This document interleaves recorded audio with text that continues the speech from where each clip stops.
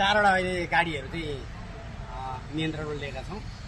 अब यो चारवटा मध्ये जिल्ला ट्राफिक प्रहरी कार्यालय सुनसरीको सक्रियतामा चाहिँ एउटा बोलेरो गाडी नियन्त्रणमा लिएका छौँ हामीले।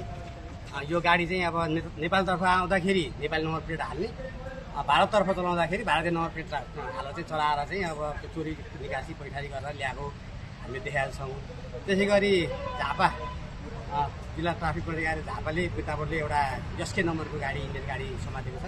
त्यो गाडी पनि भारतमै पनि चोरी गरेर यतातिर नेपालतर्फ ल्याएर चाहिँ चलाइरहेको पाएका छौँ भने अर्को दुईवटा कारहरू नेपाल प्रहरी राजमार्ग सुरक्षा तथा ट्राफिक व्यवस्थापन कार्यालयले विभिन्न मितिमा नियन्त्रणमा लिएको छ र यी सबै हामीले पक्राउ गरेका नियन्त्रणमा लिएका चारैवटा सवारी साधनहरू चाहिँ हामीले आज पञ्चायत कार्यालयमा थप अनुसन्धान कार्यको लागि पठाउनेछौँ।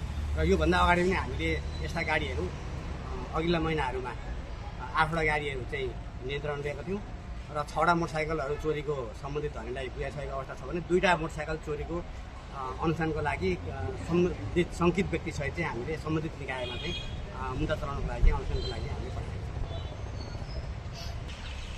गिरोह नै छ भन्न त हामीहरू सक्दैनौँ होइन।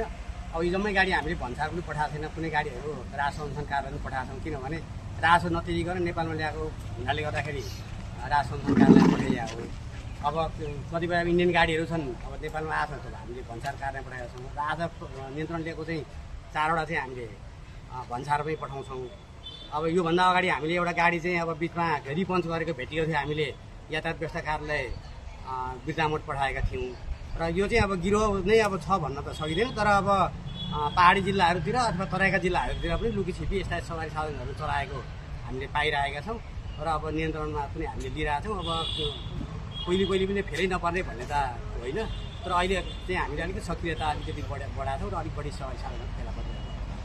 अब होला जस्तै अब भारतमा कसैले एउटाले अब चोरी गर्छ नेपालमा गरिसकेपछि उताबाट लिएर आउने मान्छेले यहाँ कुनै नेपाली मुलको मान्छेलाई अब नेपालतर्फ सञ्चालन गर्न केही रकम लिएर अथवा दिएला त्यो त अब थप अनुसन्धानबाट हुने कुरा हो। अब हामीले नियन्त्रण लिएको ठाउँमा कतिपय अवस्थामा पार्किङमा राखेको हुन्छ, त्यो अवस्थामा हामीले अब चाबीहरू मिलाएर त्यो ढोकाहरू लकहरू खोलेर अब लिइराखेको अवस्था भएको र यहाँ चलाउने मान्छे चाहिँ हामीले नियन्त्रण नलिएको हुनाले गर्दा ध्यान नपरेको हुनाले गर्दाखेरि यही हो भनेर चाहिँ भन्न चाहिँ सकिँदैन।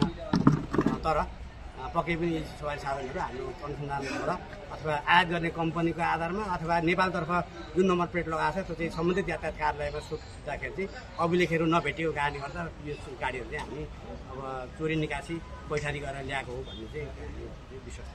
अब यो बिचमा मैले अघि पनि भने यहाँहरूलाई अब अघिल्लो महिनामा हामीले 7वटा गाडी